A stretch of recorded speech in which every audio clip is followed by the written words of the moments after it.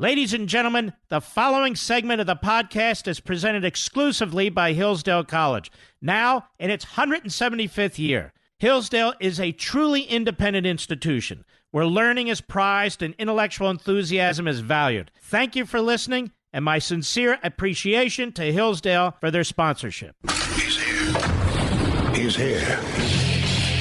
Now, broadcasting from the underground command post, deep in the bowels of a hidden bunker, somewhere under the brick and steel of a nondescript building, we've once again made contact with our leader, Mark Levin.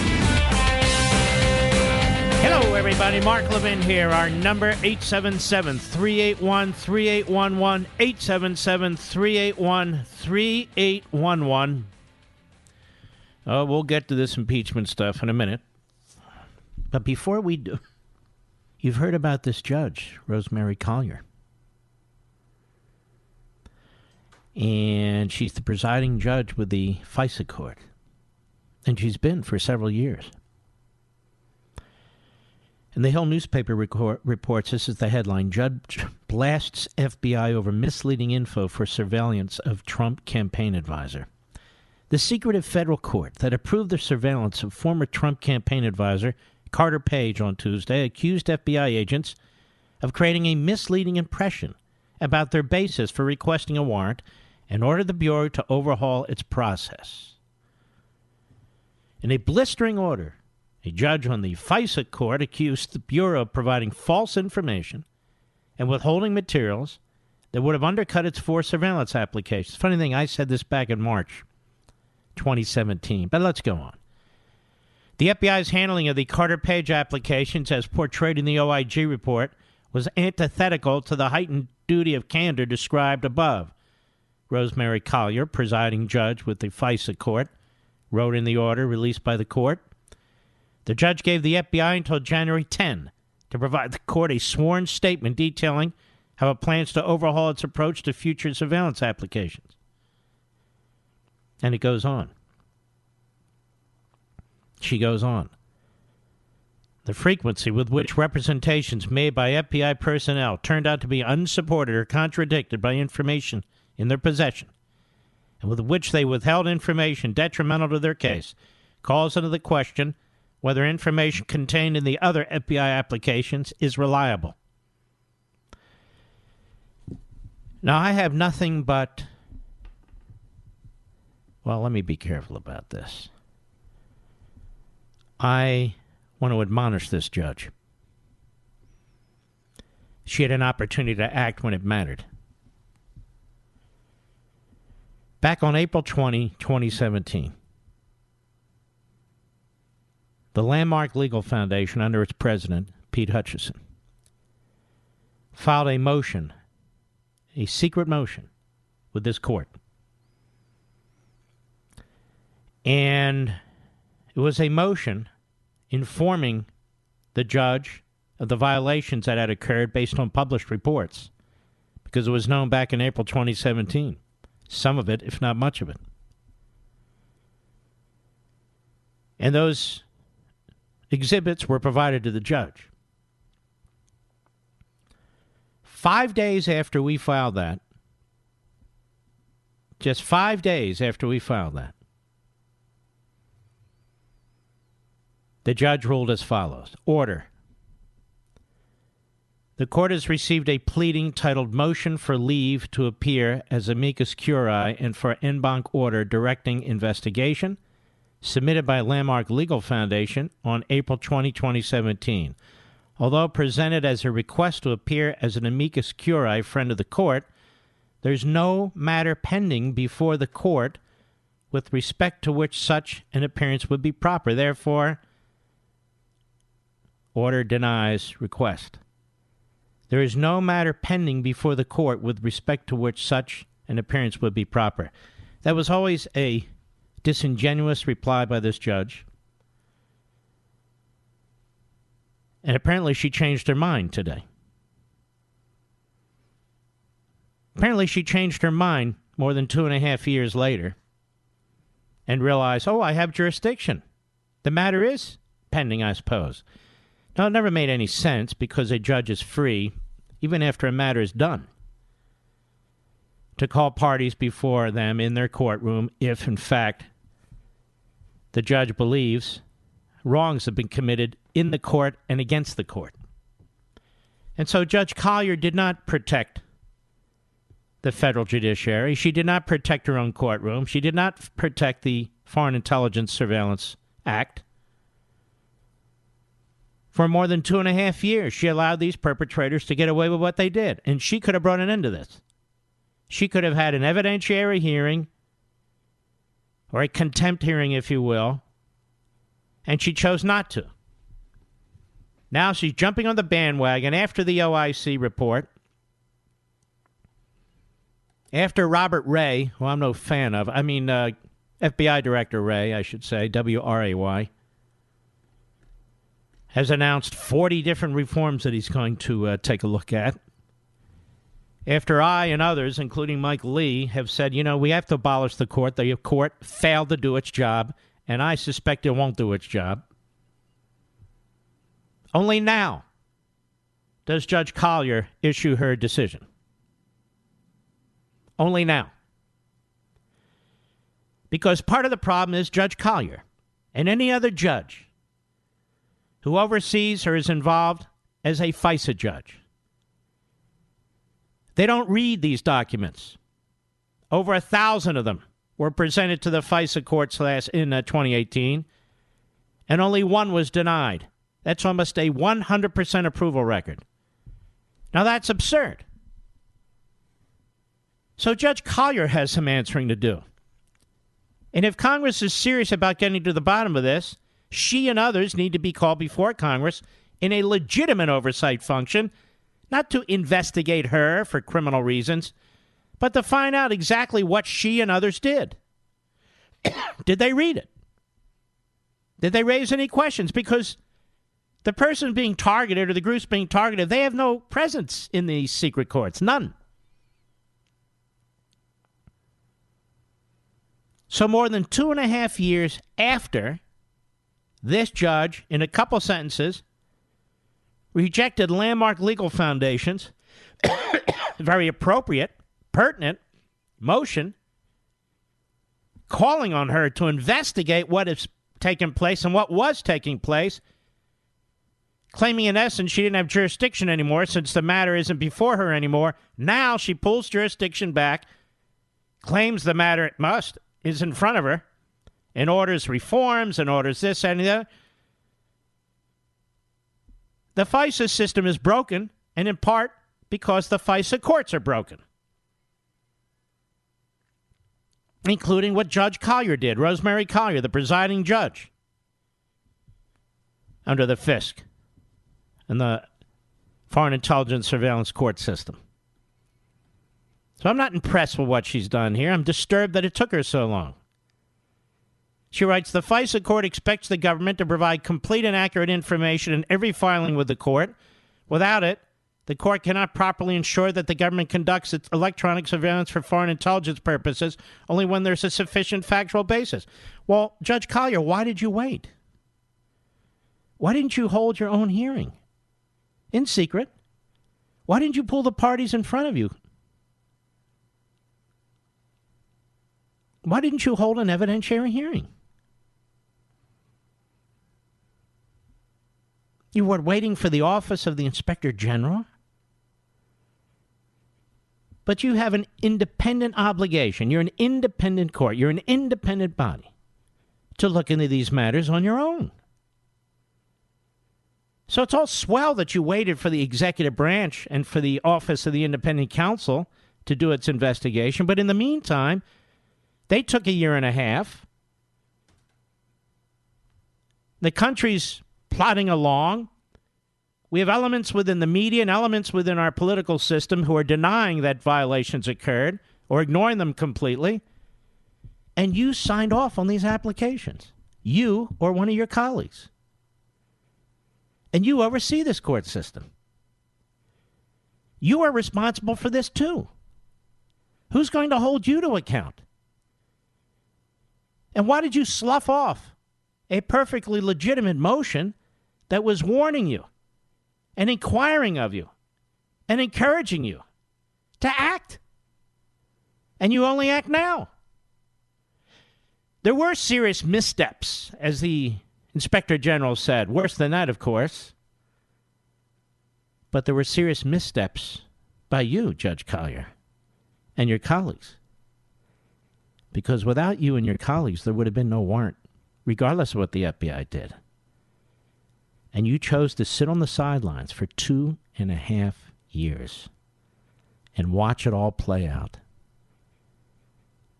You chose to sit on your hands and watch it all play out until you could get cover from the Inspector General's report, rather than conduct your own judicial inquiry. That is appalling to me.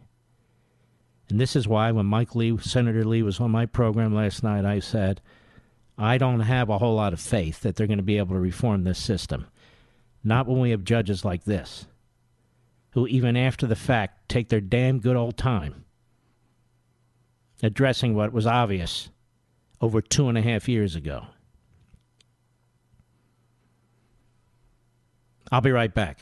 Mark Levin.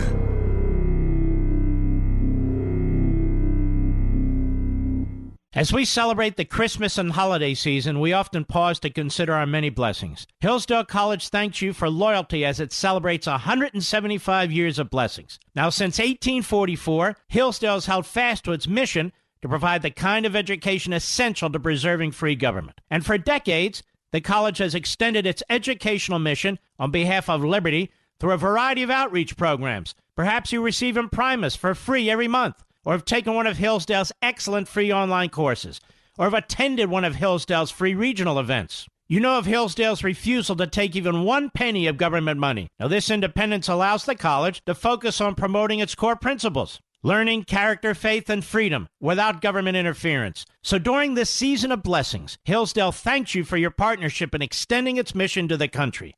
Merry Christmas from Hillsdale College, and to learn more, visit levinforhillsdale.com. That's Levin for Hillsdale.com.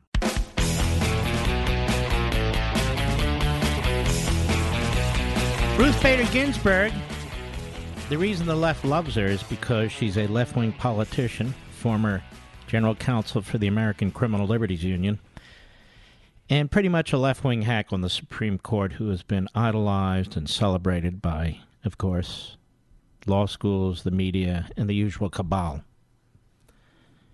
And over at the Business Insider, they have an article titled, Justice Ruth Bader Ginsburg hits back at Trump's call to stop impeachment. Quote, the president is not a lawyer. Why is she hitting back at anything?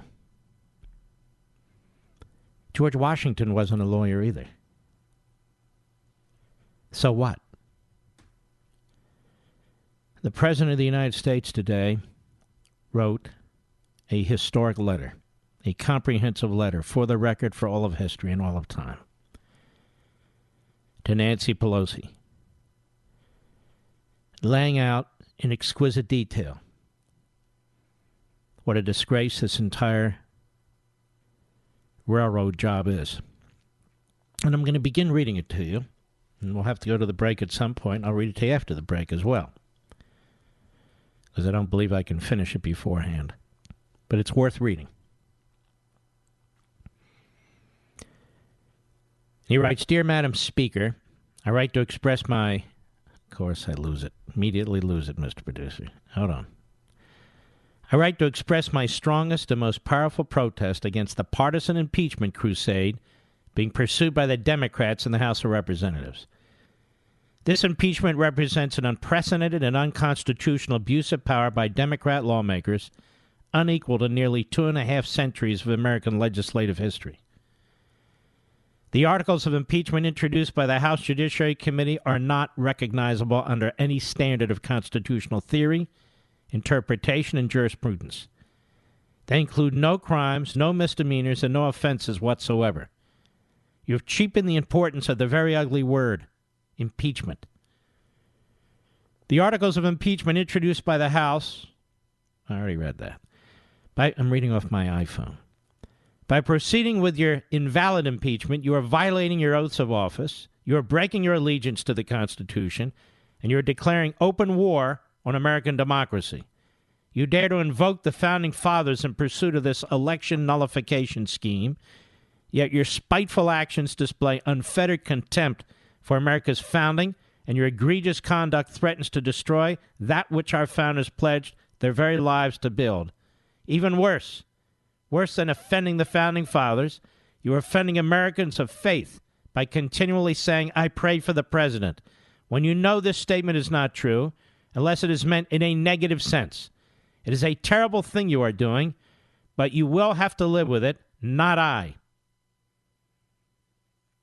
Your first claim, abuse of power, is a completely disingenuous, meritless, and baseless invention of your imagination.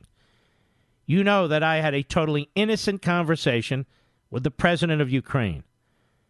I then had a second conversation that has been misquoted, mischaracterized, and fraudulently misrepresented. Fortunately, there was a transcript of the conversation taken, and you know from the transcript, which was immediately made available, that the paragraph in question was perfect. I said to President Zelensky, quote, "I would like you to do us a favor, though because our country's been through a lot, and Ukraine knows a lot about it," unquote. I said do us a favor, not me and our country, not a campaign. I then mentioned the Attorney General of the United States. Every time I talk with a foreign leader, I put America's interests first, just as I did with President Zelensky.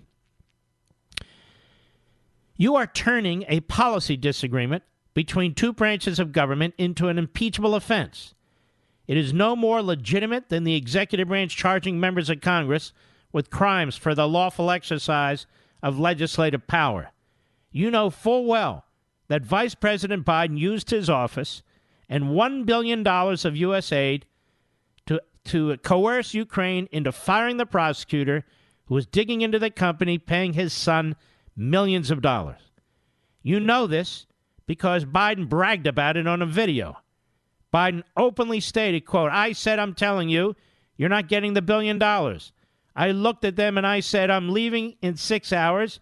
If the prosecutor's not fired, you're not getting the money." Well, son of a bitch, he got fired. Even Joe Biden admitted just days ago in an interview with NPR that it looked bad. Now you're trying to impeach me by falsely accusing me of doing what Joe Biden has admitted he actually did. President Zelensky has repeatedly declared that I did nothing wrong and that there was no pressure. He further emphasized it was a good phone call. I don't feel pressure, and I explicitly stressed that nobody pushed me. The Ukrainian foreign minister stated very clearly, "I've never seen a direct link between investigations and security assistance." He also said there was no pressure.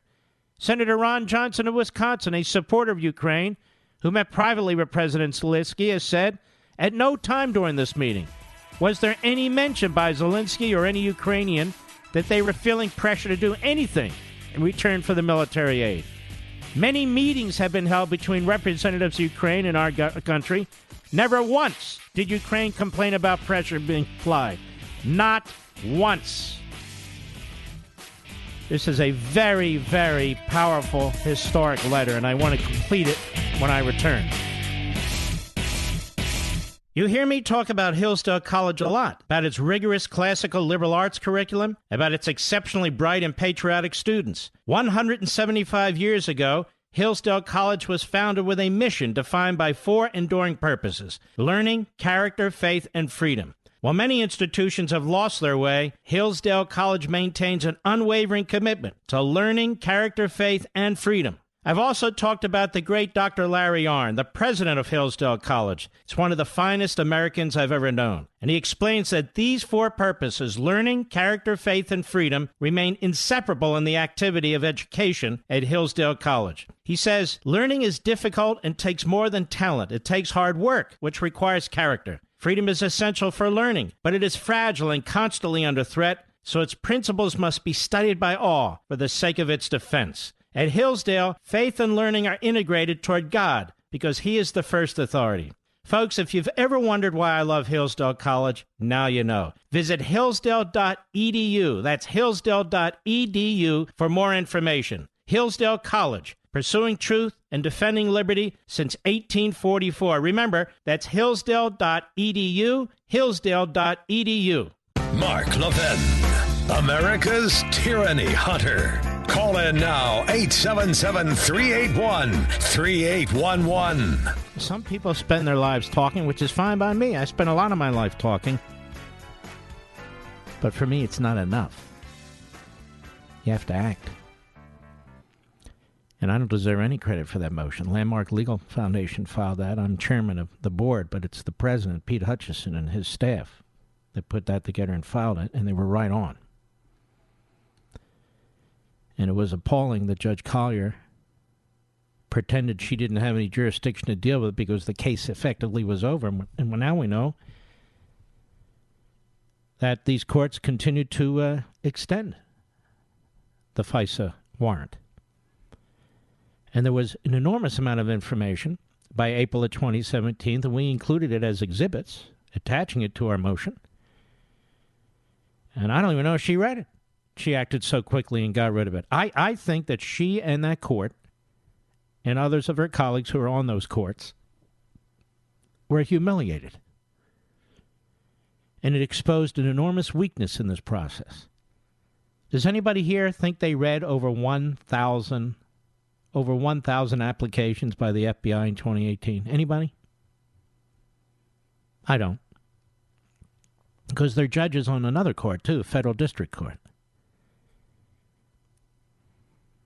And in addition, Landmark asked the National Security Council, the National Security Agency, the Department of Justice, the Federal Bureau of Investigation, the Central Intelligence Administration, among others, all of them, to investigate these FISA violations. And not one of them agreed. Not one of them provided us with a positive response. Not one. You know, the great thing about the little Landmark Legal Foundation is you don't hear a lot about them. They're not flashy. They don't issue a lot of press releases. They have a wonderful website, but they don't play ball in the marketing area. They just do the hard work. They're what I consider Landmark to be as a liberty guerrilla operation. Whether they're on the radar or off the radar, they are there every day pounding away. And I pointed it out to you a couple of years ago when this judge ruled the way she ruled. And now all of a sudden she found jurisdiction. She found the authority to act. It's really appalling. It's quite appalling. I remember when Judge Susan Weber Wright in Arkansas, chief judge of that district, after Bill Clinton was impeached, she ordered a contempt hearing. Now, Landmark Legal Foundation, I and Arthur Ferguson, my buddy, the foundation filed what's called a judicial notice. Nobody had really heard of it before. And Clinton's lawyer, Bob Bennett, filed a motion saying, hey, they don't have standing. And I filed a counter motion, a reply, and I said, we didn't say we have standing. We don't seek standing. We're giving notice to a federal court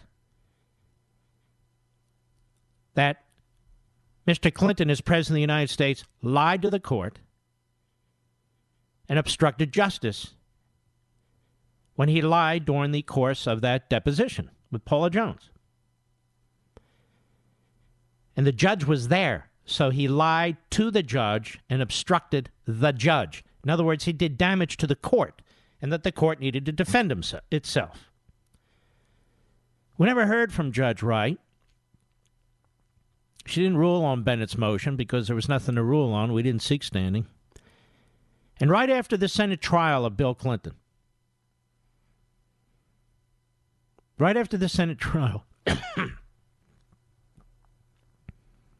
she issued her opinion. She waited. She shouldn't have waited.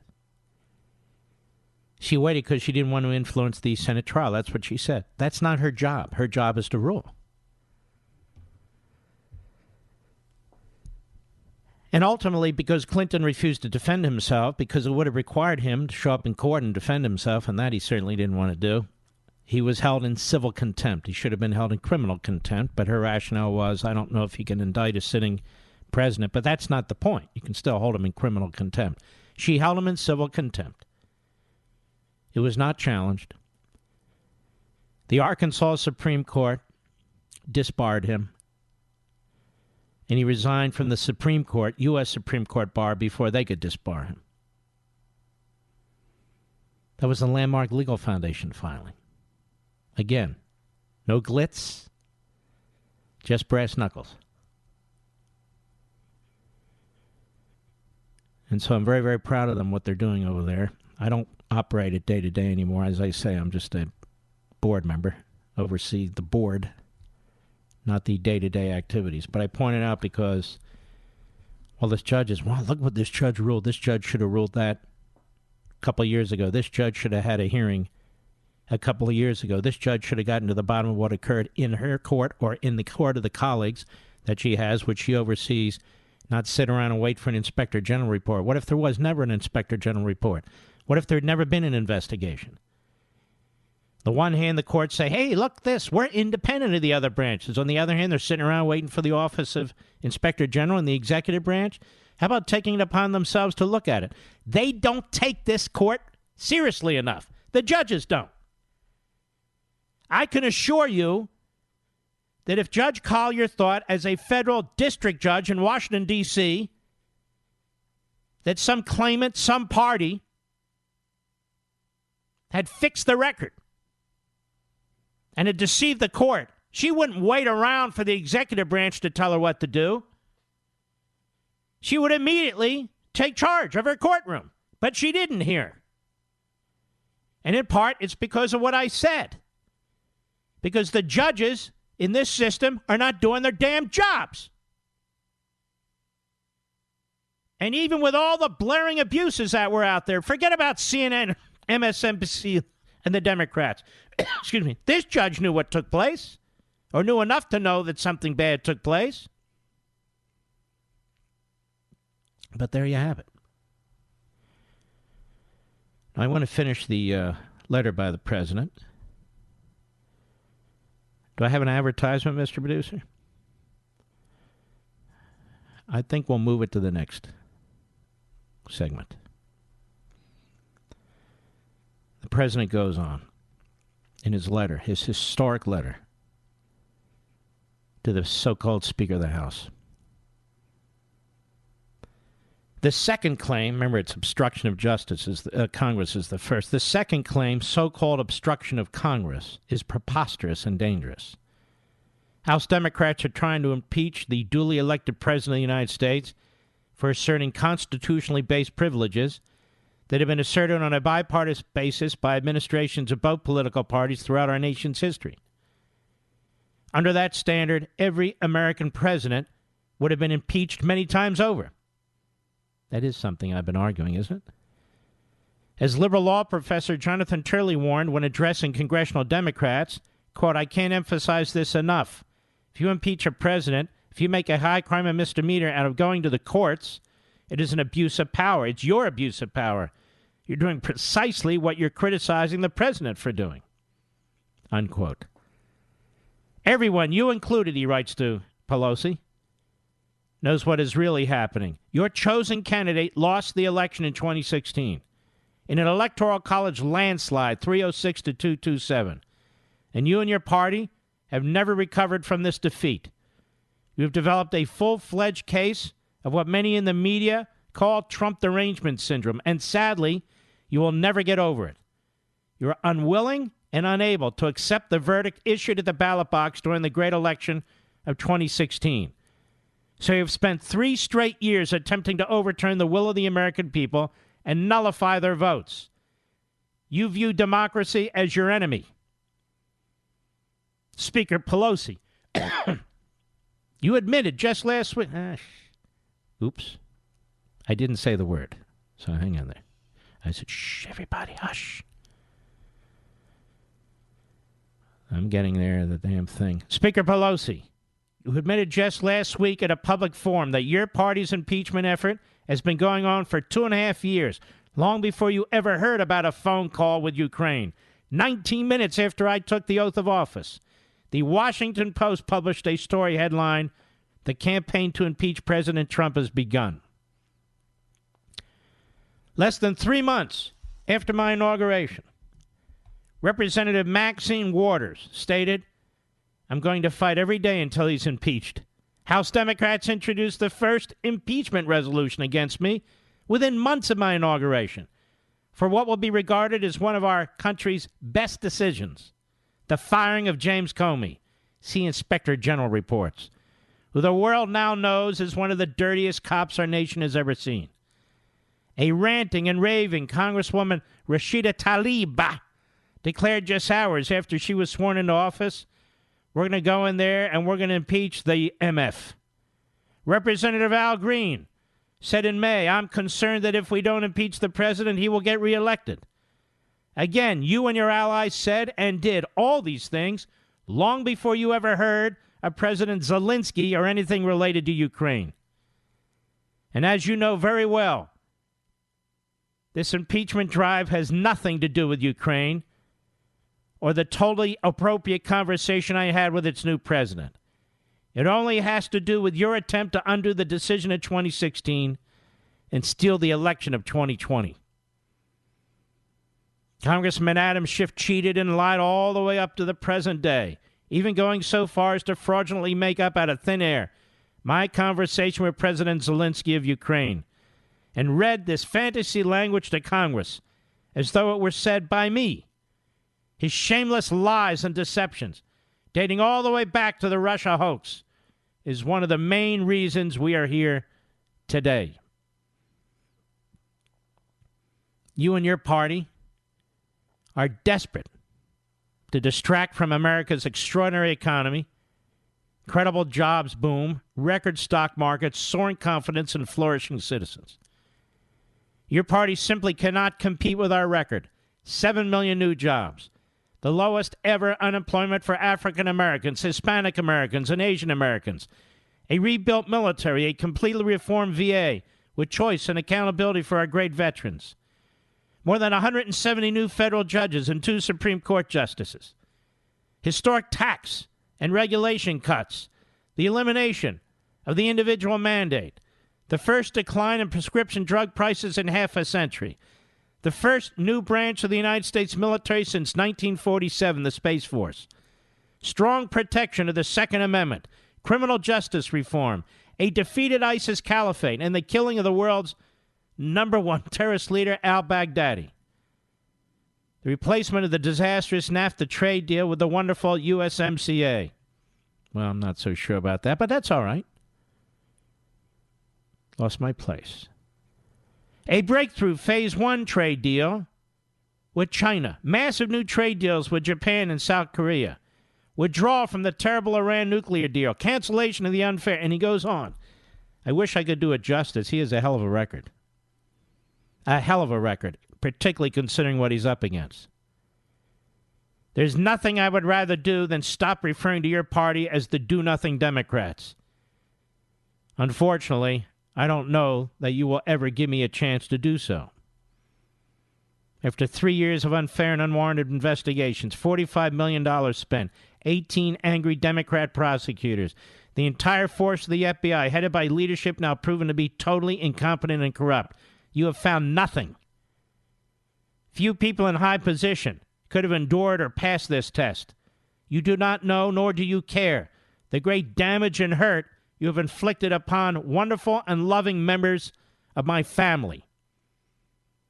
You conducted a fake investigation upon the democratically elected President of the United States, and you're doing it yet again. There are not many people who could have taken the punishment inflicted during this period of time, and yet done so much for the success of America and its citizens. But instead of putting our country first, you've decided to disgrace our country still further. You completely failed with the Mueller report because there was nothing to find. So you decided to take the next hoax that came along, the phone call with Ukraine, even though it was a perfect call. And by the way, when I speak to foreign countries, there are many people with permission listening to the call on both sides of the conversation. And the letter goes on for a couple more paragraphs. I'm going to have to take a break. But it is a fabulous letter. It really is. And it'll be a historic letter. And I'm very, very hopeful the president tomorrow or soon, after the Democrats in the House take their vote, and I say the Democrats, this is a Democrat impeachment process, not a House impeachment process. I hope the president will talk to the nation for 10 or 15 minutes. That's my hope. This is a powerful, powerful letter. I'll be right back. Mark Levin.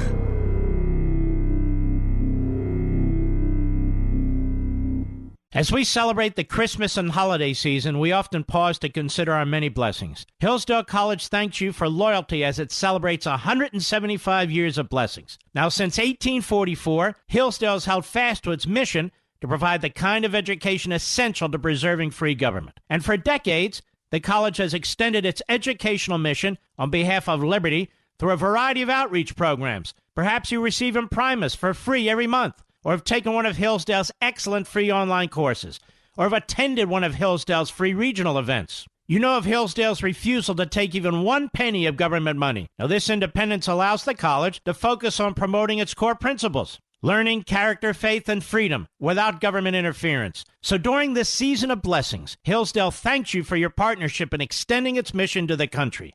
Merry Christmas from Hillsdale College, and to learn more, visit levinforhillsdale.com. That's Levin for Hillsdale.com.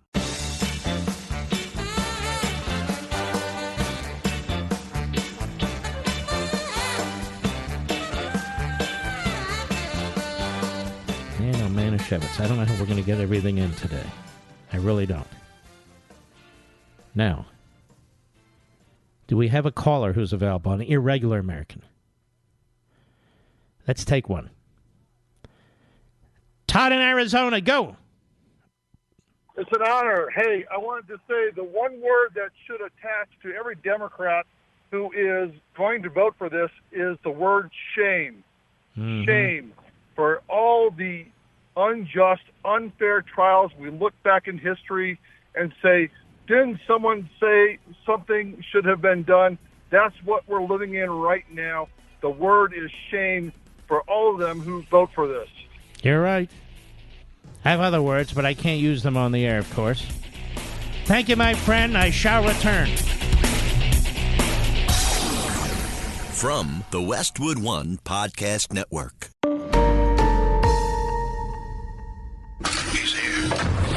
He's here.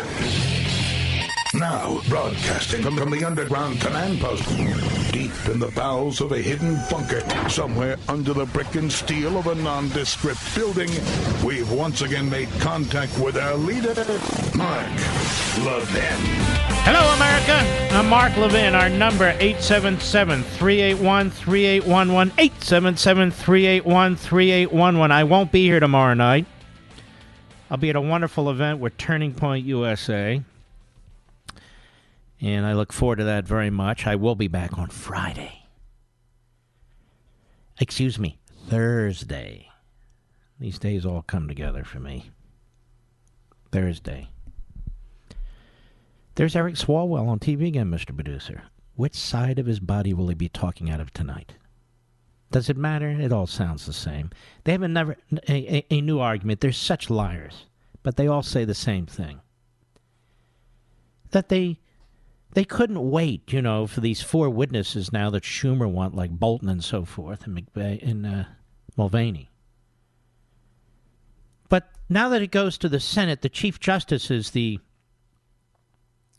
overlord there, and he can order them to be there. He is, after all, the Chief Justice, and they would have to comply. That's not how it works. Separation of powers. The Chief Justice doesn't decide. The courts decide in the context of civil litigation. Chief Justice is one judge. He doesn't have the authority to make a decision about separation of powers during the course of an impeachment trial. These people They're not only morons, they're liars. They're liars. Mitch McConnell is pounding away on Schumer. Schumer looks like the raincoat guy, does he not, Mr. Producer? On the corner during the rain? Hey, want cigarettes? He does, I'm sorry, that's what he looks like. Mitch McConnell on the floor of the United States Senate today. Cut 6, go. We don't create impeachments over here, Mr. President. We judge them. The House chose this road. It's their duty to investigate. It's their duty to meet the very high bar for undoing a national election. As Speaker Pelosi herself once said, it is the House's obligation to, quote, build an ironclad case to act. That's Speaker Pelosi. It's the House's obligation to build an ironclad case to act, end quote. If they fail, they fail. It's not the Senate's job to leap into the breach and search desperately for ways to get the guilty. That would hardly be impartial justice. That is a brilliant point. I know, it's painful. What can I say? That is a brilliant point. More McConnell. Cut 7, go. All signs seem to suggest that later this week, House Democrats are finally going to do what many of them have been foreshadowing for 3 years now, and impeach President Trump. It appears that the most rushed, least thorough, and most unfair impeachment inquiry in modern history. Now, it's not modern history. It's all of American history. I can't find another one, whether federal judges or prior presidents. It is the most outrageous ever. Go ahead. After just 12 weeks, and that its slapdash work product will be dumped on us over here in the Senate. I'll have much more to say to our colleagues and to the American people if and when the House does move ahead. But as we speak today, House Democrats still have the opportunity to do the right thing for the country and avoid setting this toxic new precedent. The House can turn back from the cliff and not deploy this constitutional remedy of last resort to deliver a predetermined partisan outcome. Yeah, I mean, it does a little good today, but history is going to judge these people and their actions, as well as the media, extremely harshly. But in the meantime, they are doing untold damage to our constitutional system. They're even talking, as I keep pointing out, about successive impeachments. Successive impeachments. They're even talking about needing to stop the president from being reelected because he will violate the Constitution in another term. So now, it's like their view, Mr. Producer, on post-birth abortions. We've got to have abortions after birth. In this way, they're talking, we have to abort this presidency before, during, and after elections. It's sick stuff, but there you go. Speaking of sick stuff, speaking of women's underwear, here's Chuck Schumer on the floor today. Cut 8, go. Why is the leader, why is the president so afraid of having these witnesses come testify? Your question we better pose to Adam Schiff, Jerry Nadler, and Nancy Pelosi. They had complete 100% control of this process in the House. And they didn't call these witnesses. Some of them they didn't even subpoena because they didn't want the court battle. And they didn't want to wait. They wanted to do this now. Because they want to influence the election going forward. And because, as my friend down the street said, they want to influence the makeup of the Supreme Court should one of the justices die or resign.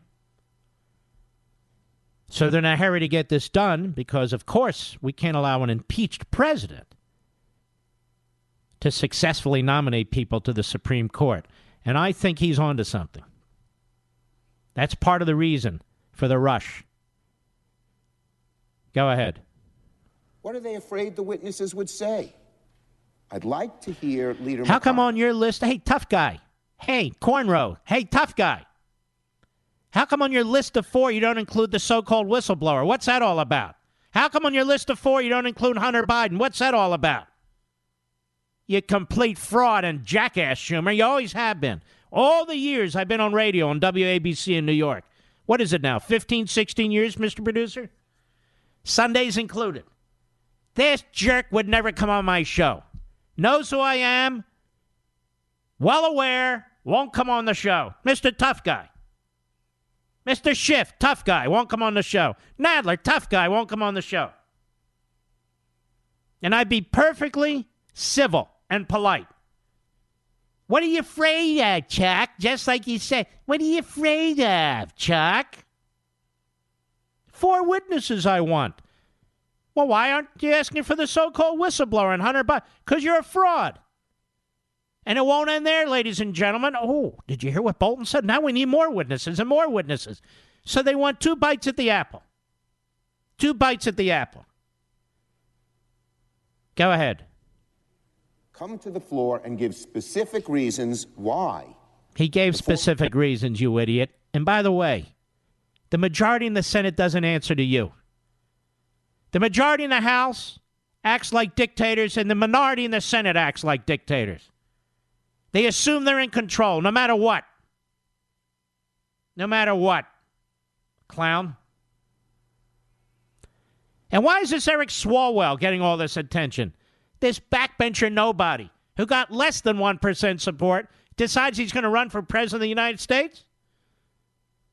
On what basis? He's a moron. He's all over TV. I want to remind you what Maxine Waters said December 17, 1998, during the impeachment of Bill Jefferson, B.J. Clinton. Cut 12, go. They are driven by hatred. They hate Bill and Hillary Clinton so much they will stop at nothing to bring him down. Oh, but they got another thought coming.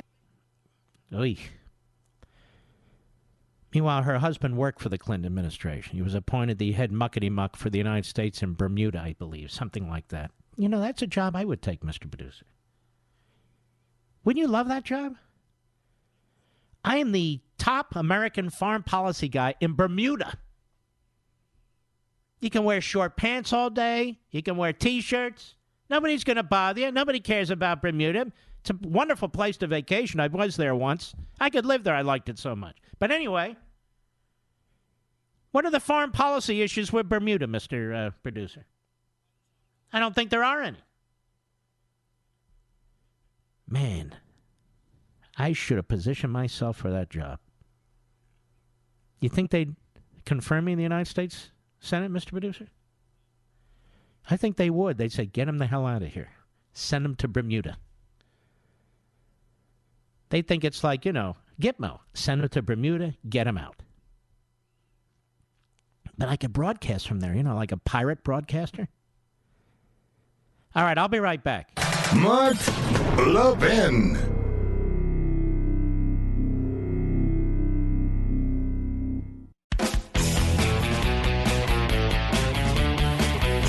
Wow. This season, Omaha Steaks is sharing an amazing limited-time offer with you, my listeners. And there's still time to place your order for the holidays, but time is running out, as you know. Go to omahasteaks.com, enter code Levin, Levin, in the search bar to order the favorite gift package. The gift all your friends and family will love for only $69.99. Order now and you'll get 4 6-ounce bacon-wrapped filet mignons, the most tender steak in the world. 4 savory premium pork chops. 4 Omaha Steaks burgers. 4 perfectly brown potatoes au gratin. 4 made-from-scratch caramel apple tartlets. An Omaha Steaks signature seasoning packet. Plus, for you, a free 6-piece cutlery set and cutting board. All this delicious food, plus the free cutlery set you'll enjoy for years to come for only $69.99. Omaha Steaks is a fifth-generation family-owned company with over 100 years of expertise in delivering perfectly aged beef hand-cut by master butchers in the heartland of America. Again, order right now, and you can get the favorite gift package plus the free 6-piece cutlery set and cutting board, only $69.99. Just go to omahasteaks.com, type in Levin, Levin, in the search bar. Folks, I wouldn't wait anymore. You're going to miss out. If you want to take advantage of this offer and get your gift before the holidays are over, that's order the favorite gift package today. omahasteaks.com, code Levin. By the way, I don't believe Obama makes steaks, does he, Mr. Producer? I wouldn't eat them anyway, would you? No, I don't think I would. We have Gerald Nadler. Jerry, your chocolate milk's ready. Jerry, what are you doing down there with the donuts? Back in December 17, 1998. Clinton impeachment. Cut 13. Go. Because he knew quite properly that an impeachment of a president is an undoing of a national election. And one of the reasons we all feel so angry about what they are doing is that they are ripping from us, they are ripping asunder our votes. They are telling us that our votes don't count and that the election must be set aside. They're telling us we're ripping asunder the votes here. We're ripping the votes asunder. Ripping the votes asunder. Well, what about today? That's different. We want to rip the votes asunder today. They're Republicans. We're ripping the votes asunder. More Nadler. Cut 14. Go. Impeaching a president when you have not got a broad consensus of the American people, a broad agreement of almost everybody that this fellow has got to... There was a very broad consensus in the House of Representatives. It was heavily bipartisan. Clinton had committed felonies. I heard one reporter on a cable channel say it was about sex. It was about felonies. You don't degrade what somebody has done in a courtroom to somebody else and to a judge and say, oh, it's just about sex. Just about sex. No, it was about felonies. 11 of them. Hello, 11 of them. Specific felonies in the federal criminal code. Felonies. They've got nothing here. Zero. Back to Jerry. Is it Jerry Lewis or Jerry Nadler? Hello. Go ahead. Clear and present danger to our liberty. Shut up, you idiot. Back then, I have to admit, he was a member emeritus of Fatties United, Mr. Producer. We wanted to give him an award, but he would never show up at our events. We have these wonderful events, these banquets. We have all kinds of a smorgasbord going on there. All kinds of meats and fowl and fish. Desserts you can't even imagine. None of this sugar-free, fat-free stuff. We loaded up. And there we invited Jerry Nadler, who was built like Alaska. And the guy wouldn't come. And I wanted to give him the Jerry Nadler FU Emeritus Award, the Jerry Nadler Fatties United Award, but he wouldn't come. But I still give him a big Mark Levin FU shout-out. I'll be right back. Mark Levin, tough as hell. That's why I like Mark Levin. And I'm not sure a lot of people like him. He's tough as hell. But I like him. I love him. Call in now. 877-381-3811. Well, you know, my friends, for the past 3 years, really longer, I've been pounding the airwaves about the attempted coup, and now coup, perpetrated against our president. This is a coup. I've been calling it a silent coup. For the other broadcasters who use that phrase, go ahead and show us the audio or the video when you first used it. I know when I first used it, and I know why. And that's exactly what's been taking place. And the exact same thing in a different manner is being done in Israel. A coup against Benjamin Netanyahu, who I believe is Israel's greatest prime minister. He and Menachem Begin. The red-hot hatred that spews from the left here is sadly not unique to our great republic, as now the leftists in Israel have targeted their leader. But I'll bet you haven't heard the whole story, which I just exposed on Levin TV with my special guest, Arthur Ferguson, former federal prosecutor. It's an incredible story, and we have it up on my social sites, don't we, Mr. Producer? It's out in front of the paywall. I hope you'll take a good look at it, and I hope you'll share it with friends and family. I know you haven't heard the whole story. Together, Arthur Ferguson and I uncovered and dug into this story and this politically driven campaign to oust the Prime Minister of Israel. Many of the same elements are involved. This group called J Street, which is a reprehensible group filled with reprobates and self-hating Jews. I'm just telling you the truth. Right, Harry? Harry! You keep wanting to know who Harry is. One day I'm going to tell you.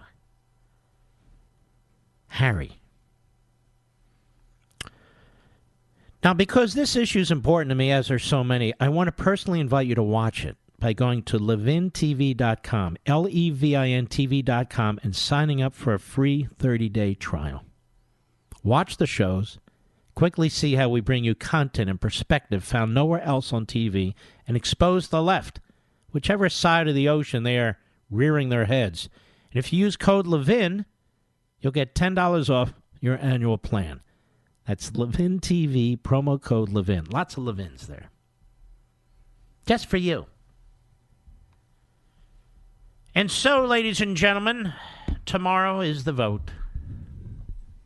TV's going to be very excited. They hope to get their ratings up. But Doug Collins, who's turned out to be a superstar, a congressman from Georgia, such a superstar that the governor of Georgia fears his rise and fears his potential competition. So he picks a rhino woman who raised a lot of money for Mitt Romney and makes her a senator. This idiot Kemp in Georgia. But here's Doug Collins at a hearing, the Rules Committee. See, they have to have a rule that comes out of the Rules Committee. And one of the members of the Rules Committee is a former federal judge. And I say former federal judge because he was impeached. He was impeached. You have a former federal judge who was impeached by the Senate and convicted. Impeached by the House, convicted by the Senate, and removed. Who's now an elected congressman. Sitting on the Rules Committee, voting on rules for the unconstitutional impeachment of our president, Alcee Hastings. Very nice man if you meet him. But he is what he is. He's a leftist, and he was impeached.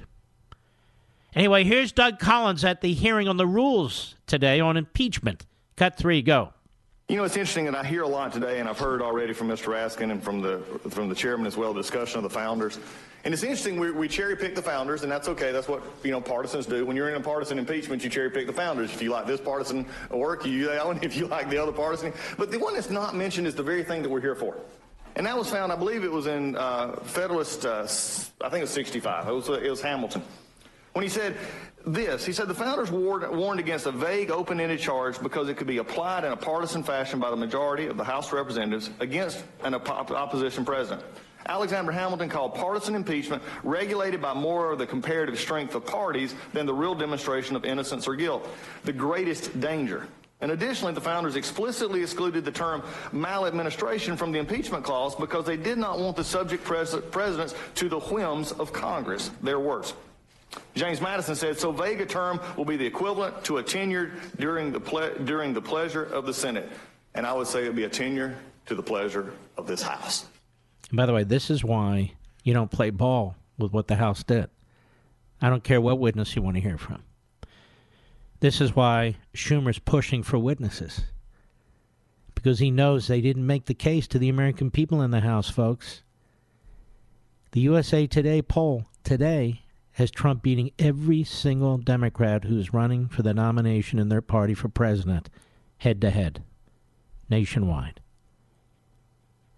He has strength and growing strength in the battleground states. Democrat support for impeachment dropped from 90% of Democrats to 77% of Democrats. Now, that's still absurd, but that's a double-digit decline. There's a backlash going on. There is a tediousness to this.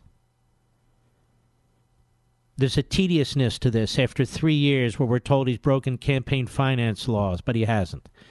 Where he colluded with Russia, but he didn't. That there were sealed indictments against him, but there aren't. That the phone call with Ukraine was a quid pro quo, or was bribery, was this, but it wasn't.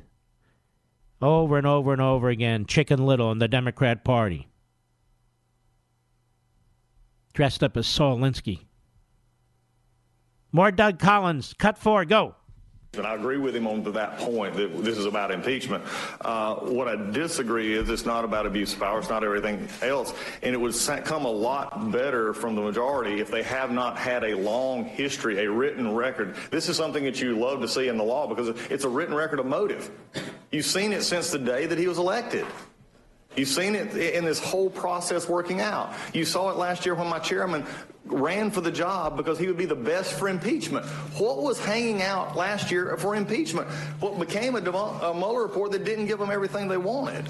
And then we came into a call. This is a pattern. And look, I've said this to my chairman, who I respect. You've got the votes. You just voted. You got the votes. You can go explain it to the American people.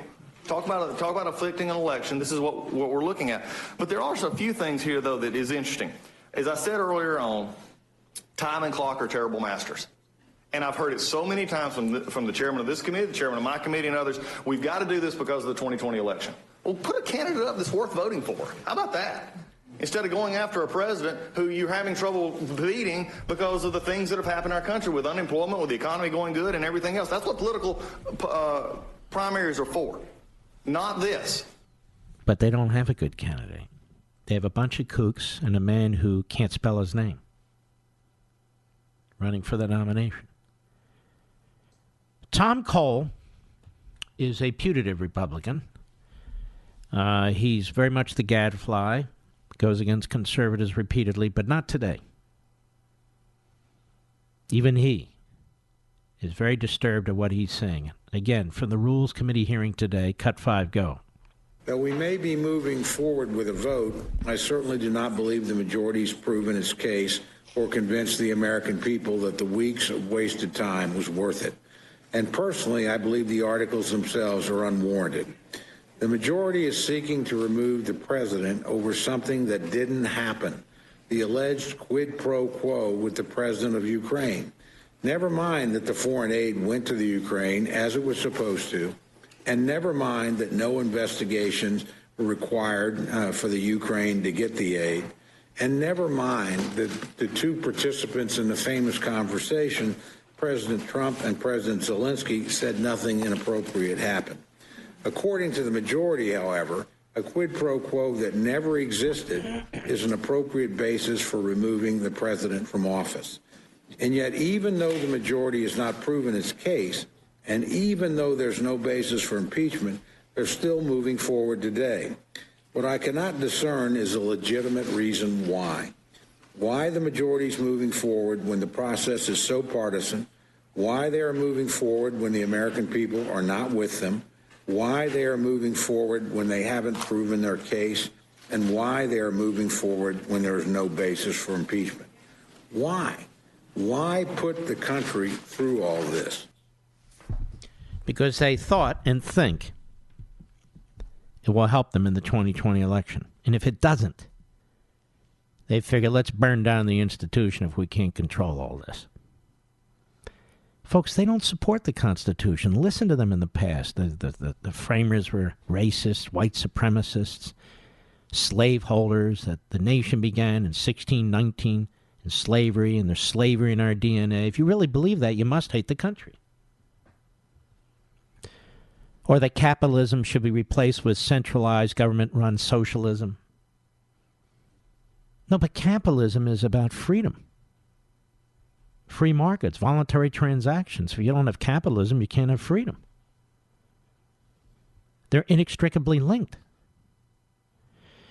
Well, you know, they don't particularly like you, the citizenry, so we're going to have open borders, and more noble people are going to come into this country. More noble people are going to come into this country. 14 states, including now New Jersey, have said they're going to get driver's licenses. And many of them get Social Security, or food stamps or other welfare programs. They get free education. Sure, why not? The way you beat the citizenry, the current citizenry, is to change it. Now, that's what they're doing. And the overwhelming majority who come here and their progeny will vote for Democrats. How do we know? Because that's what they're doing. That's what they're doing. If you don't like laws, you nullify them. So we have sanctuary cities. We have open borders. If you don't like laws, you just nullify them. If you want new laws, you just make them up, like Obama did. But what they cannot tolerate and will not tolerate is a businessman who comes into the Oval Office and shakes things up and doesn't play their game, doesn't talk like them, talks like the American people, has a flawed life like everybody else does. But the difference between Trump and Pelosi, the difference between Trump and Schiff and Nadler, the difference between Trump and virtually every one of these Democrats running for president is he loves his country. And he loves the people of the country. He's not interested in putting them in the groups based on one issue or another. He loves the country. Tell me, does Adam Schiff sound like he loves the country? Does Maxine Waters sound like she loves the country? Does Chuck Schumer sound like he loves the country? No, they don't. Did I say that? Yes, I did. I'll be right back. Mark Levin.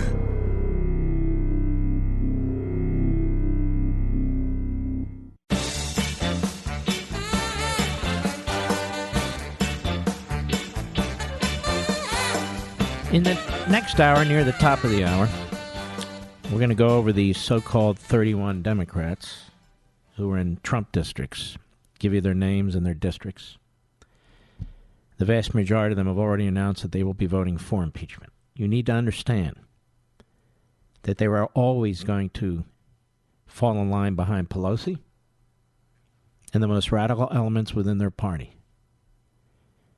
They were always going to do that. So they've already lied to you folks who voted for them in their districts, and you've done grave harm to the country. Now you need to fix it. Those of us who don't live in these districts, we can't fix it. We can talk about it. We can donate to the Republicans, but you need to fix it if you live in these districts. I want you to know where they are with precision when we come back. What lies ahead for our economy and mortgages in 2020? Well, forecasters expect the economy to sail through relatively smooth waters in 2020, despite it being an election year. And that's why they don't expect much movement in mortgage rates. Inflation should remain mild, trade tensions should ease, and mortgage rates are expected to remain around the same low levels through 2020 as they spent the last half of 2019. So if a new home purchase or mortgage refinance is on your mind, I know just the people who will earnestly help you. The salary-based, not commission-based mortgage consultants at American Financing. These people are in it for you. No pressure, no obligation, no upfront fees. Just custom home loans that meet your goals, including free pre-qualification. In other words, they're honest. They're honest. They're not trying to rip you off. And they're currently saving customers up to $1,000 a month, sometimes more. Why not see what they can do for you? No strings attached. It only takes 10 minutes to get started. Give them a call. They're there right now. 888-900-1828. That's 888-900-1828. Or go to AmericanFinancing.net. American Financing, NMLS 182334, www.nmlsconsumeraccess.org. All right, Mr. Producer, let's have a caller, please. Go. KSFO, our great affiliate, Dan in California. How are you, sir? Good. Hi, Mark. Thank you for everything you do. Several times in the last several months, you've asked a question about the FISA court, and you've asked why hasn't the FISA court done anything on its own initiative about the deceit in the filings. And today you talked about the landmark filings. I have a suggestion. We know that the court was lied to, but what's the basis for us knowing that the court was deceived? What's the basis for it? Yes. I'm suggesting... I mean, the basis is overwhelming. There's 500 pages to begin with. And before that, it was one story after another that was leaked to the media. But my question is, why is it that we assume that the court wasn't part of the... No, the court's not part of a conspiracy.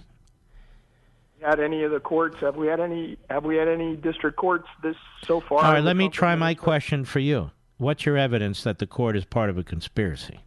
What's my evidence that any of the district courts have been part of the resistance thus far? What's my evidence that NASA isn't involved in the conspiracy? You say you want to prove a negative. I can throw anything out there. Well, what's your evidence for it? There's no evidence for anything. The answer is that none of the district courts have done anything in resisting. Well, all the district courts aren't involved. No, but what's the evidence? I'll go back to your question. The evidence is that they sat there for 2 Now, the fact is straightforward. Let's not go into the shadows. I don't like the shadows. The evidence is straightforward. These courts failed to do their job. They've now been humiliated. They've been humiliated for a long time, and this judge has to act. And so she's being celebrated today, but there's nothing to celebrate. This should have been done 2.5 years ago. Now, you take from that she's in a conspiracy. You have no evidence for that whatsoever. I don't take from that she's in a conspiracy. I take from that this system needs to be eliminated if we cannot rely on judges to do their job, and apparently we can't. Now, life went on before the FISA courts, and life will go on after. We need to find something, in my view, to replace them, because the judges have been utterly asleep at the wheel. The problem is the system. There is no conspiracy. The conspiracy, if there is one, and there was one, is among the top level of the FBI, but it didn't include the judges. I'll be right back. From the Westwood One Podcast Network. He's here. Now, broadcasting from the underground command post, deep in the bowels of a hidden bunker, somewhere under the brick and steel of a nondescript building, we've once again made contact with our leader, Mark Levin. Hello, everybody. Mark Levin here. Our number, 877-381-3811, 877-381-3811. I meant to give a hat tip to Legal Insurrection, a great website there by our buddy Bill. Thank them for all the great work they do. Right Scoop, great work they do. Blaze, magnificent work. Daily Wire. Here I am going down the road, going to screw up. All these wonderful sites out there. Bongino's new site. No, not that one.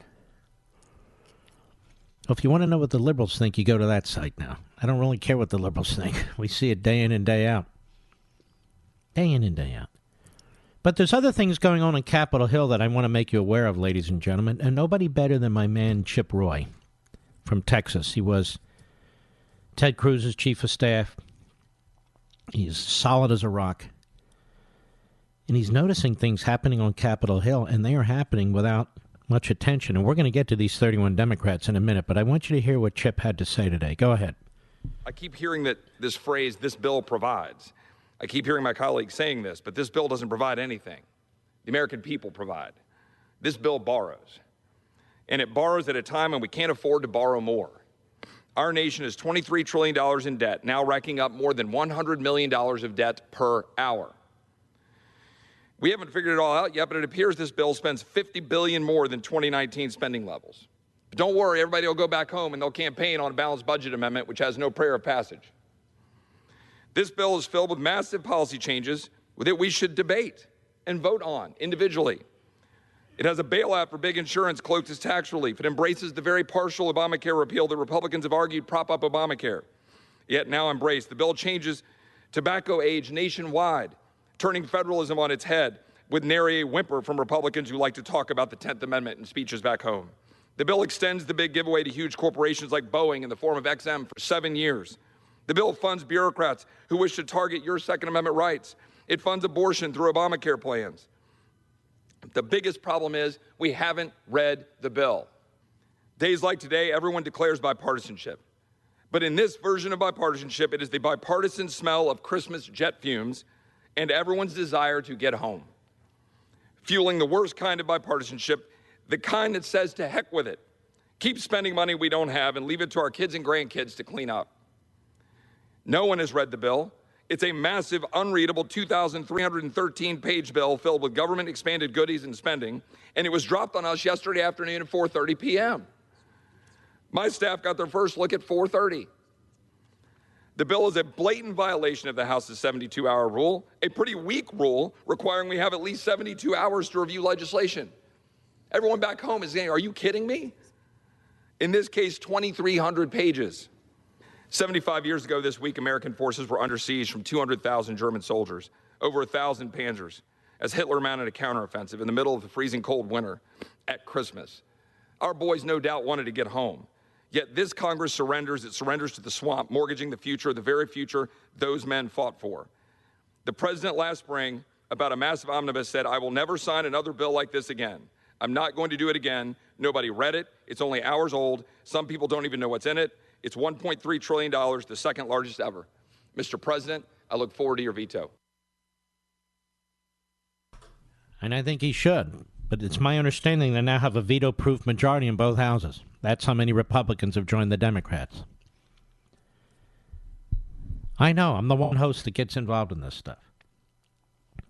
I'm the one host that wrote a book called Plunder and Deceit. I'm the one host who's concerned about the spending. Because one day it's going to cut somebody's throat.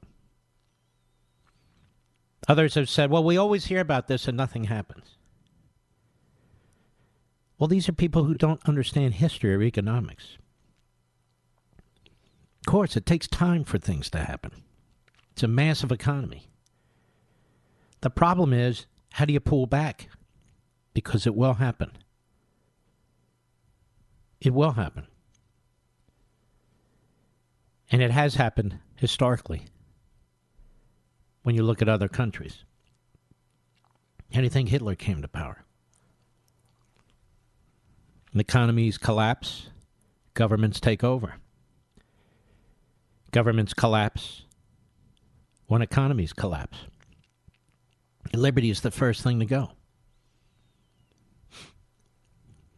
I'm telling you, they're spending crazy. And they're not just spending crazy, they're making deals. Do you know by this time next year, or thereabouts, federal workers will have 12 weeks of paid family leave. You aware of this, Mr. Producer? 12 weeks. Has this been debated anywhere? No. It's something the Democrats demanded. 12 weeks. 3 months. Paid leave on you. So you'll not only be paying for taking care of your own kids, you'll be paying for somebody else to take care of their kids. And it's not just kids, a sick family member, so forth. I mean, how did we get along as Americans before all this stuff? Perfectly well. Perfectly well.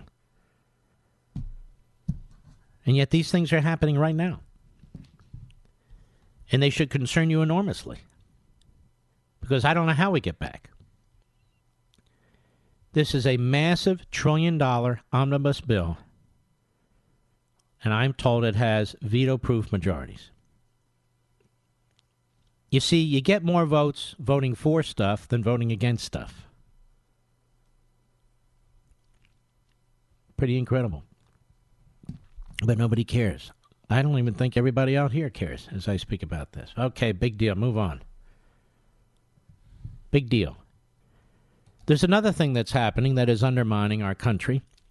You'll notice that TSA is no longer going to accept most of your driver's licenses. That you're going to have to bring birth certificates or new driver's licenses that are put out by states in order to get clearances. Have you seen that, Mr. Producer? You know one of the reasons they're doing that? Because these states are now handing out driver's license like lollipops. So New Jersey becomes the 14th state to pass driver's licenses for undocumented immigrants. Oh, it's so clever. Undocumented. But they'll be documented now because they're going to get licenses. New Jersey passed a bill letting immigrants who cannot prove they're in the country legally to get driver's license. And this is incredible to me, how these states are conducting these blue states. The Democrat-led Assembly and Senate passed the measure Monday. Democrat Governor Phil Murphy has said he supports the legislation as well.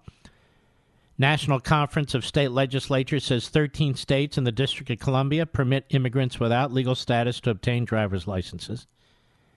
A New Jersey think tank estimates nearly 500,000 residents without documentation. Oh, come on. Illegal aliens are of driving age in New Jersey. So New Jersey's going down the crapper like these other states. Taxes through the roof. Property taxes, income taxes, all kinds of taxes. Quality of life sinking. Hardworking men and women who like to vote for Democrats, apparently, are going to see more and more taxes diverted to illegal aliens who aren't supposed to be here in the first place. Because this is the Democrat Party base going forward. Immigrants and illegal immigrants.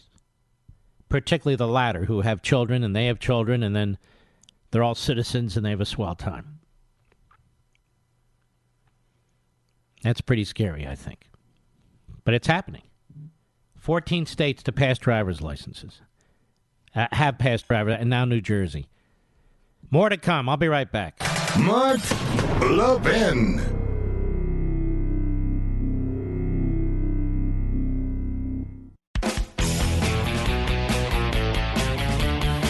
Well, CNS News, one of the great news sites, lists the 20 richest counties in America, Mr. Producer, based on the household median income in 2018, the newest data we have. 9 of the 20 richest counties in the United States are suburbs of Washington, D.C. In fact, 2 counties in the Northern Virginia suburbs of Washington are richer than the 2 California counties that constitute Silicon Valley. Want to hear which ones? The richest county in America is Loudoun County, Virginia. I live in this county. Maybe I should move out so it ceases to be the richest county in America, Mr. Producer. But there are no assembly lines here that I'm aware of. There's no manufacturing sites that I'm aware of. There are massive service facilities and government facilities that mostly service the feds. And, of course, it has been turned into a blue county. Falls Church City, Virginia, number 2. By the way, the median income in Loudoun County is over $140,000. The median income, Mr. Producer. The median income in Falls Church City, Virginia, is $137,500. Number 3 is Santa Clara County, California. Median income is much lower. It's $125,009. Number 4, Los Alamos County, New Mexico. Heavy-duty government, labs and so forth. About $125,000. Marin County, suburb of San Fran. Santa Mayo County, same thing. Number 7, Fairfax County, Virginia. Number 8, Arlington County, Virginia. Now, let's stop there. Out of the top 8, 4 of them are in Virginia. And those 4 are very blue. Number 9 is Douglas County, Colorado. Number 10 is Somerset County, New Jersey. Number 11 is Howard County, Maryland, a suburb of Washington. Number 12 is Williamson County, Tennessee. Number 13 is Nassau County, New York. Number 14 is Morris County, New Jersey. Number 15, Hunterdon County, New Jersey. So a lot of people who work in New York City who are living in New Jersey. Number 16, San Francisco County, California. Number 17, Stafford County, Virginia. Number 18, Montgomery County, Maryland. These are suburbs of Washington. Number 19, Calvert County, Maryland. And number 20, Prince William County, Virginia. So 9 of the top 20 are outside of Washington, D.C. And the two top, and by far they're the two top, Loudoun County, Virginia, and Falls Church City, Virginia. The two top are in the suburbs of D.C. So the government is thriving.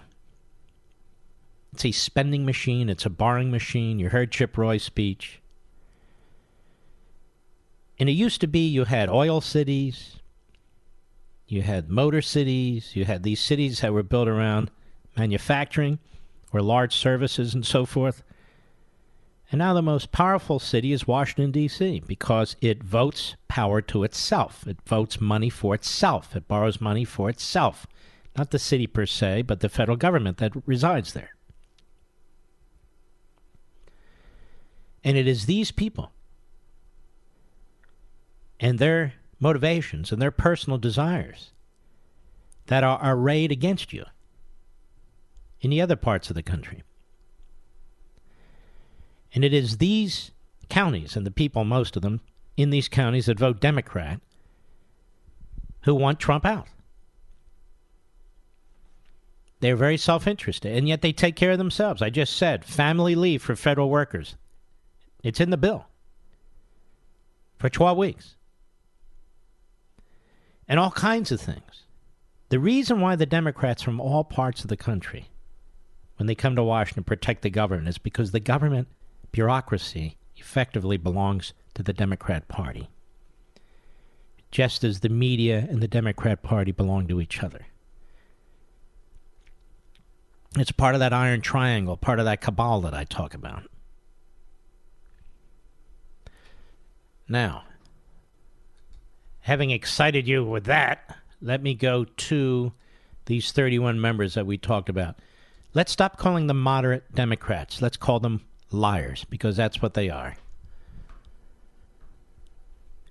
Jefferson Van Drew, New Jersey 2nd. That's South Jersey, Vineland, New Jersey, other parts of New Jersey that were my second home. We used to drive in there and through there all the time to get to Atlantic City and Ventnor and Margate and so forth. Very nice areas. Most of it, not all of it. He's going to switch to the Republican Party. We have Tom O'Halloran, Arizona 1st. He's a fraud. We have Lucy Macbeth, or is it Macbeth? Georgia 6th. She's a fraud. We have Lauren Underwood, Illinois 14th. Fraud. We have Sherry Butos, Illinois 17. Liar.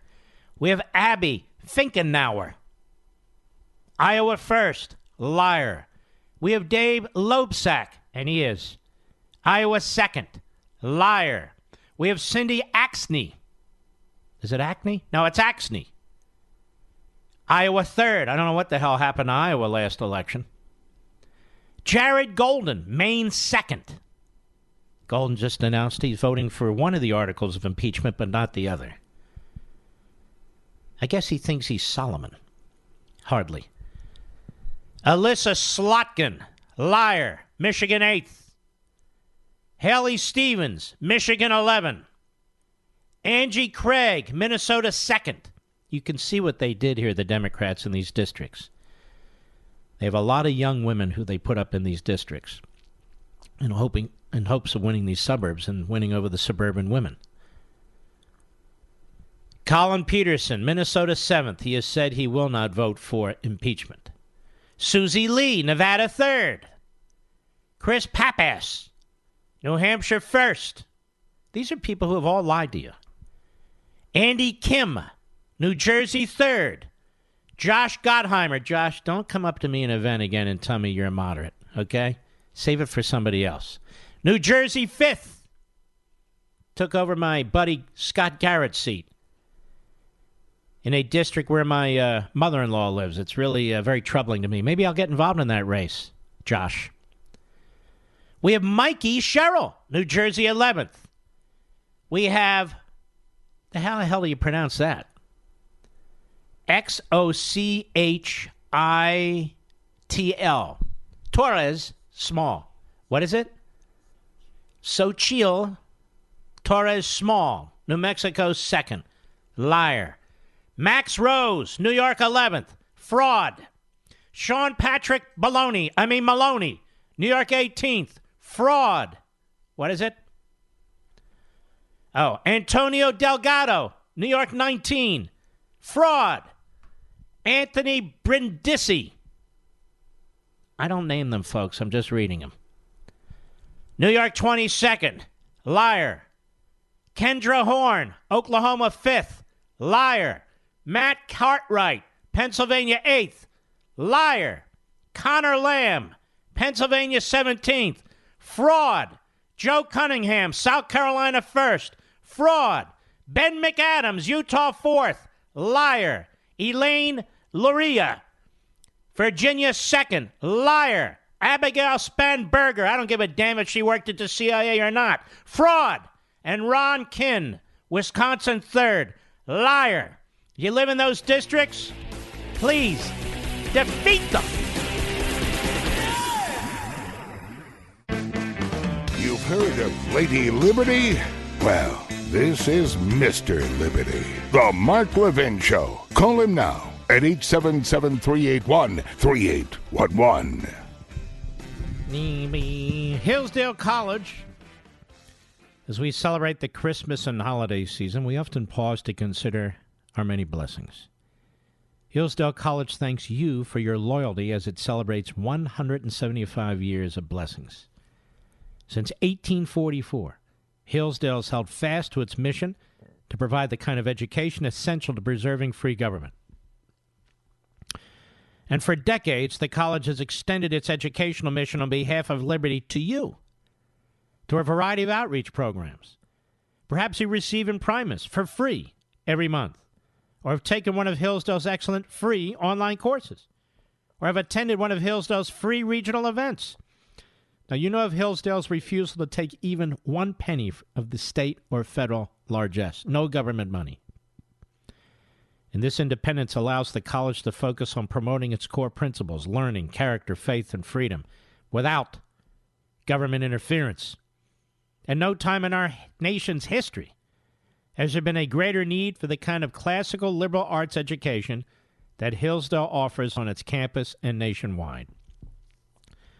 So during this season of blessings, Hillsdale thanks you for your partnership in extending its mission to the country. Merry Christmas from Hillsdale College. Do yourselves a favor. Visit their site. It is magnificent. All kinds of important things. Levin for Hillsdale.com. Levin for Hillsdale.com. Levin for Hillsdale.com. Mr. Producer, give me a caller, please. Here we go. KJJR, Montana, Marlene, how are you? Hello, hello, hello. Well, let's try Esther in New York, the great WABC. How are you? Thank God. I wanted to comment. First of all, I want to publicly thank Mitch McConnell for calling this impeachment farce for what it is. Mm-hmm. I think he did a fantastic job with that. I thought his comments were excellent. Yeah, I thought they were excellent too. One of the biggest drawbacks, besides the destruction of our constitutional system, this impeachment farce has done. There's been a lot of important stories in the news, and they haven't been given attention. And don't misunderstand me. I'm not condemning you or criticizing you. Ma'am, I'm not defensive about it. I've mentioned this myself. You have the House Intelligence Committee involved in this stuff. North Korea is firing missiles left and right. China is on the move. Russia's on the move. You've got the Islamo-Nazis in Tehran on the move. That committee should be handling these things. So you're singing to the choir here. Well, there were. I'm not the news. You understand that, right? I don't have a newsroom. There were egg attacks a few weeks ago in Brooklyn. One of those egg attacks was to my daughter's next door neighbor. She's married with 7 kids. All right, ma'am. I'm sorry about your daughter's next door neighbor. Thank you for your call. I mean, was that the point of the call? There was an egg attack on her daughter's next door neighbor? I'm sorry about that. Hopefully your local news coverage will do that. We'll cover that. Do we have another caller, Mr. Producer? My call screen is stuck. On the Mark Levin app, Pat in Texas. How are you? I'm fine. How are you, Mark? It was a great honor. Thank you. Well, thank you. Did anybody throw eggs at your friend's neighbor's house? They did not. All right. Just want to make sure we don't have an epidemic. If they did, and they didn't. If they did, you never know. You could fry them up and take a bagel and have a bagel egg sandwich. There you go. Sounds good. Not really. I had a question for you, since you're my only constitutional legal expert that I know of. Yes. And it may be a little off topic. Thanks for the praise. I'm just kidding. Go ahead. You mentioned A.C. Hastings earlier in the show. Being Alcee on the Hastings. Rules Committee. Yes. Well, my understanding is he was impeached as a federal judge some 20 years ago or so, and was removed by the Senate. I said that.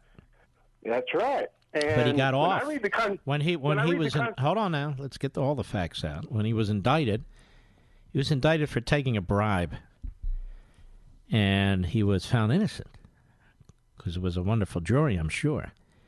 But the Senate was unconvinced, and they removed him. Go ahead. Correct. Well, my question has to do with, I'm looking at the Constitution, Section 1, I believe, or Article 1, I believe it's Section 3, where it's talking about the Senate being the sole jury of the impeachment proceedings. And it says that the 2/3 majority, I think, or 3/4 majority, whatever. 2/3. And it says that the penalty or the judgment would render nothing more than removal from office, which he was removed, right? And the other one says disqualification to hold and enjoy any office of honor, trust, or profit under the United States. Mm-hmm. My question is, why is he in the House of Representatives? Your point is he should be expelled. He should be disqualified. I don't even know how he could be. Well, people voted for him, but why shouldn't he be expelled? I'm sorry?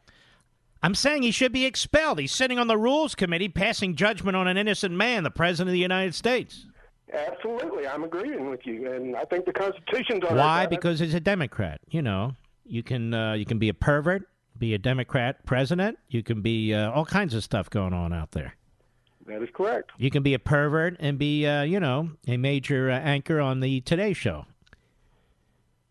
Or you could have been a pervert and have a major show on CBS. Or you could have been a pervert and been part of the group of circle libs there at the Scarborough show. You know, anything's possible. Well, I guess I don't qualify for any of those jobs then. No, me neither. I'm not a Democrat. Thank you for your call, my friend. It's not to say there aren't good Democrats out there. Just be nice if a few of them ran for office. What's the how are they listening to me, Rich? On the Mark Levin app, another Patrick in Nevada. Patrick, how are you? Mark, my national hero, how are you, man? Thank you, sir. Listen, I wanted to talk about two comparisons. One, that show you did the other day with Ferguson was absolutely stunning. Arthur Ferguson, where he laid out what was going on against Netanyahu, which is sickening. Right.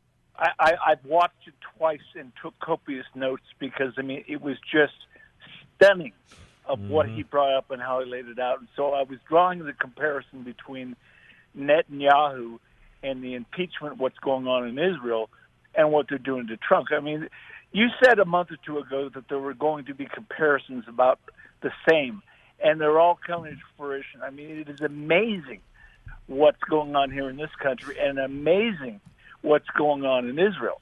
It's the left. The left hates their own countries. The left hates liberty. The left has a tyrannical mindset, and then they dress it up as righteousness. I've seen it. You put lipstick on a pig and it's still a pig. Put lipstick on a liberal, it's still a liberal. I agree. Listen, I won't keep you. I probably won't. Now, what part of Nevada are you in?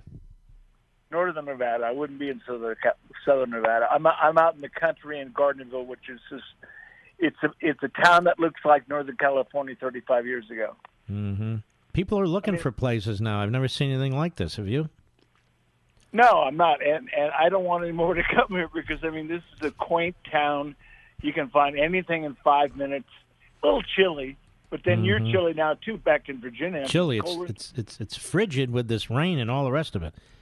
Yeah. Like if it were up to me, I'd move to Florida permanently. That's what we do. That's what my tribe does. Wow. I used to live in Naples. Well, that's a beautiful place. Dynamite. Also very expensive. Well, we were there for 45 years and still there. I've got property down there. But anyway, listen, have a wonderful Merry Christmas. Be safe, be warm, and God bless, man. And you too, buddy. Thank you. I have to admit, Las Vegas has the best restaurants. People in New York are spitting at me now. Listen to me. I'm talking about building for building. You have to admit that, right, Rich? I know you're a New Yorker. It's one after another. There are great restaurants all over the country.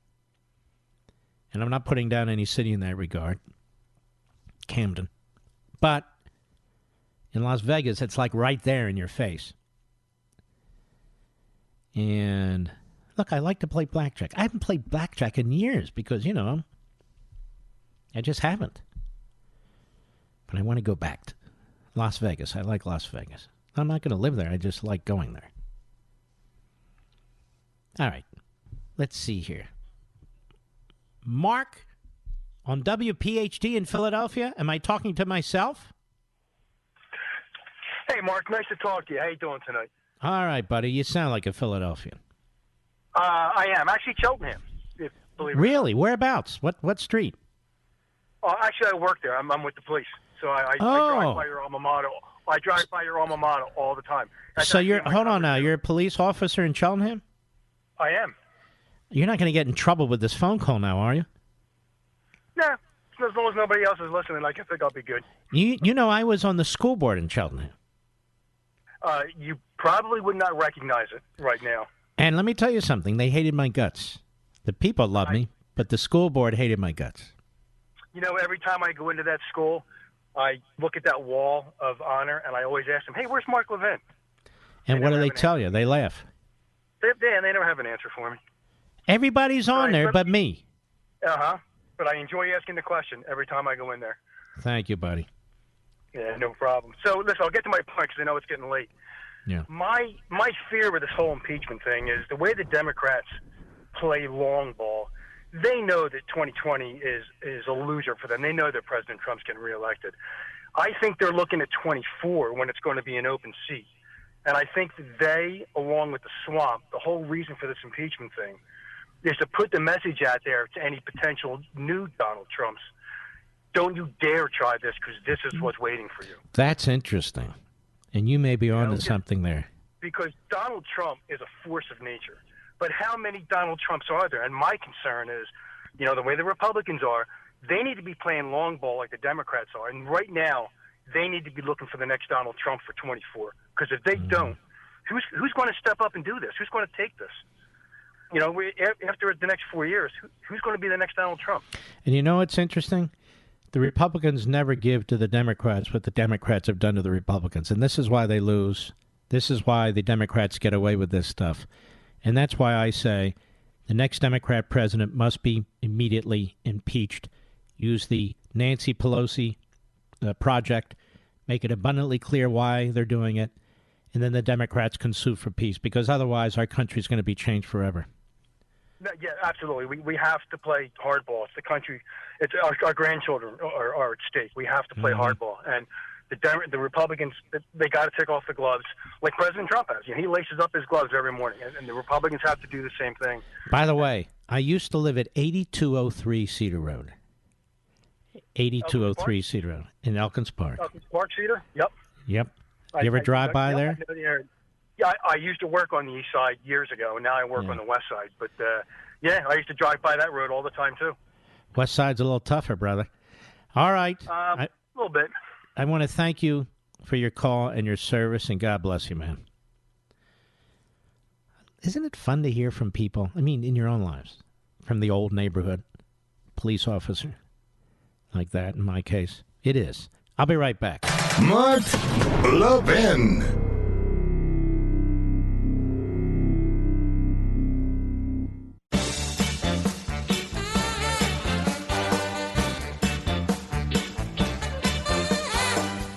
Deborah's home was stolen. I don't mean thieves stole stuff. I mean scammers literally stole her home. The FBI calls home title theft one of the fastest growing white-collar crimes. And this story is why you need Home Title Lock. Deborah says criminals found the title to her home online and filed fraudulent documents claiming they owned it. It gets worse. She was evicted from her house and $85,000 in equity gone, even though she still had to pay the mortgage. Nobody believes you can get your home stolen this easily. Now, folks, this is why you need to get Home Title Lock, because no insurance or bank protects your home from title theft. Now, first things first, go to HomeTitleLock.com and register your address to see if you're already a victim and don't know it. Then you can sign up to help protect the legal title to your home so you don't end up like Deborah. And here's how you get started. I got you 60 risk-free days of protection. So go to HomeTitleLock.com, HomeTitleLock.com. That's HomeTitleLock.com. Rick, Chicago, Illinois, on the Mark Levin app. Go! Hey, Mark, thanks for taking the call. Thank you for fighting for us in our country. Thank you. 12-week paid leave. I've been a Trump supporter since day one, and this is the first thing I can really think of that he's upset me with. And I think it's just ridiculous, especially for federal employees only. And I got to believe his daughter's behind this. I think Pelosi's behind this. Really? I think this was a Pelosi thing to shore up their government base. The Trumps are proposing it for the whole country, and I don't know exactly what they're proposing. And they're not the only ones. You have Republicans in the Senate and the House who are proposing it, too. Some form of family leave, paid. I reject it completely. Completely. Parents, yeah, go ahead. Well, I heard him roll it out, and he mentioned the military.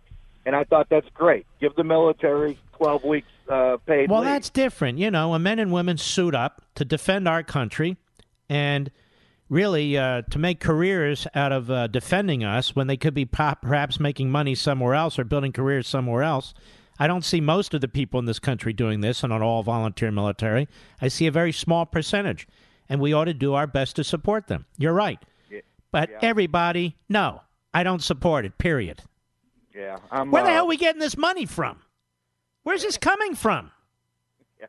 Then we got these idiots out there with a wealth tax. So you own something and you're going to pay a tax on it every single year? You know what that means? One day you're going to have to lose it. I mean, I'm tired of productive people having to subsidize people on the dole. You're not even allowed to say that anymore. Yes, there are people who sit on their asses and don't work or don't want to work, or they're in jobs that don't make money, and they don't want to move to other jobs. Why is that my responsibility? It's not. Mark, we love the fight you're fighting for us. God bless you. All right, Rick, thank you. So I'm not on the air tomorrow, which is good. I can get this asthma a little bit under control. I tell you almost everything. Raj, Vienna, Virginia, the great WMAL. Go. Thank you, Mark. Yes, sir. For all that you're doing. Your focus has been so good all along. I wanted to suggest one thing. Yes, removing both the chairman of these committees for cause. Well, you can't remove them if you don't have a majority. No. You can't remove them if you don't have a majority. True, you don't have a majority, but each committee, they have to vote on that. Why are they allowing... I mean, the security clearance should be pulled. Well, you can't. They don't have to have that because they're elected, unlike people who are appointed. They do need a security clearance before they can see all the top secret. I agree with you. They must obviously get one. I mean, they have, their staffers have, they played ructions with our whole security apparatus, let alone intelligence. And Raj. to remove him from the Intelligence Committee, to remove I him wish. from the I wish we could. judicial. Well, what we have to do is get a majority in the House again and kick their asses. That's the bottom line. It's not going to happen any other way. Raj, I want to thank you, my friend. I want to thank all of you, my magnificent audience, the smartest audience of all audience. Ladies and gentlemen, we salute our armed forces, police officers, firefighters, and emergency personnel, and all you folks who protect us. And even though I won't be here tomorrow, I think Dan Bongino's here, my buddy. I will see you Thursday and Friday, so stick with us. God bless. From the Westwood One Podcast Network.